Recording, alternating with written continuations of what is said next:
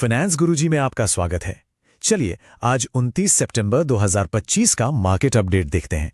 आज की सबसे बड़ी खबर, बाजार ने आखिरकार अपनी 6 दिनों की लगातार गिरावट के सिलसिले को तोड़ दिया है। पिछले एक हफ्ते की जबरदस्त बिकवाली के बाद कह सकते हैं कि आज बाजार ने थोड़ी राहत की सांस ली। लेकिन जो हेडलाइन नंबर्स दिख रहे हैं ना, वो पूरी कहानी बिल्कुल नहीं बता रहे हैं। इससे एक बहुत ही दिलचस्प सवाल खड़ा होता है, क्या बाजार सच में फ्लैट था या पर्दे के पीछे एक जबरदस्त जंग चल रही थी? अगर हम मुख्य इंडेक्स के क्लोजिंग नंबर्स पर नजर डालें तो पहली नजर में सब कुछ काफी शांत लगता है। सेंसेक्स और निफ्टी लगभग बिना किसी बदलाव के एकदम सपाट बंद हुए। पर जैसा मैंने कहा, यह शांति सिर्फ सतह पर थी। असली ड्रामा तो दो बड़ी ताकतों के बीच चल रहा था। एक तरफ थे विदेशी बेचने वाले और दूसरी तरफ हमारे घरेलू खरीदने वाले।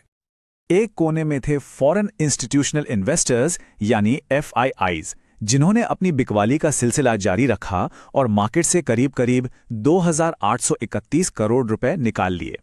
लेकिन दूसरे कोने में हमारे डोमेस्टिक इंस्टीट्यूशनल इन्वेस्टर्स यानी DIIs एक और भी बड़ी शॉपिंग लिस्ट के साथ मैदान में डटे हुए थे। उन्होंने FIIs की बिकवाली का मुंहतोड़ जवाब दिया और कुल 3,845 करोड़ रुपए की जबरदस्त नेट खरीदारी की। तो सबसे अहम बात क्या हुई? DIIs के इस मैसिव बाइंग ने FIIs की सेलिंग को ना सिर्फ पूरी तरह एब्जॉर्ब कर लिया, बल्कि मार्केट को गिरने से भी बचा लिया। और पैसों की इस खींचतान का सीधा असर हमें अलग अलग सेक्टर्स पर साफ देखने को मिला। इस रस्साकशी का नतीजा ये हुआ कि पैसा एक जगह से निकलकर दूसरी जगह जा रहा था। ट्रांसपोर्ट और नॉन फेरस मेटल्स जैसे सेक्टर्स में शानदार तेजी आई, जहां ट्रांसपोर्ट सेक्टर 3.5% ऊपर था।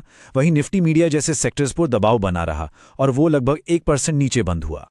चलिए अब जरा और जूम इन करते हैं और देखते हैं कि ये एक्शन अलग अलग स्टॉक्स पर कैसा दिखा, क्योंकि कुछ स्टॉक्स के लिए आज का दिन बहुत बड़ा था। आज के टॉप गेनर्स की बात करें तो इंडसइंड बैंक, भारत इलेक्ट्रॉनिक्स और वास्कॉन इंजीनियर जैसे नाम सामने आए। इन सबको अच्छी कॉर्पोरेट खबरों और नए कॉन्ट्रैक्ट्स मिलने का सीधा सीधा फायदा मिला। वहीं दूसरी तरफ कुछ दिग्गज शेयरों के लिए दिन अच्छा नहीं था। हिंदुस्तान यूनिलीवर ने ग्रोथ का अनुमान घटाया और बैंक ऑफ अमेरिका ने लार्सन एंड टुब्रो की रेटिंग कम कर दी, जिससे इन दोनों ही स्टॉक्स में हमें गिरावट देखने को मिली। तो अब आगे क्या? आने वाले दिनों में मार्केट की दिशा तय करने वाले 3 बड़े इवेंट्स हैं जिन पर सबकी नजर रहेगी।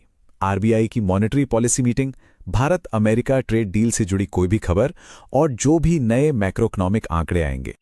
और हाँ, इन शॉर्ट टर्म ट्रिगर्स के अलावा एक बहुत बड़ी लॉन्ग टर्म पॉजिटिव कहानी भी बन रही है, और वो है प्राइमरी मार्केट की मजबूती। इस साल IPO से जुटने वाला पैसा 1 लाख करोड़ रुपए के रिकॉर्ड आंकड़े को पार करने वाला है। मतलब बाजार में लगातार नया पैसा आ रहा है। ये सारी बातें एक ही चीज की तरफ इशारा करती हैं कि इंडियन मार्केट की स्ट्रक्चरल रेजिलियंस यानी इसकी अंदरूनी ताकत लगातार बढ़ रही है। अब घरेलू निवेश की ये पावर ग्लोबल झटकों के सामने एक कुशन की तरह काम कर रही है। तो कुल मिलाकर आज का निचोड़ ये है कि भारतीय बाजार मजबूत घरेलू कंधों के दम पर ग्लोबल प्रेशर को झेलने में पहले से कहीं ज्यादा सक्षम हो रहा है। कृपया याद रखें कि ये सारी जानकारी सिर्फ सूचना और शिक्षा के लिए है। इससे किसी भी तरह की निवेश सलाह न समझा जाए। आज की ये लड़ाई तो घरेलू निवेशकों ने जीत ली, लेकिन असली सवाल ये है, क्या ये ट्रेंड आगे भी जारी रहेगा और बाजार को नई ऊंचाइयों पर ले जाएगा?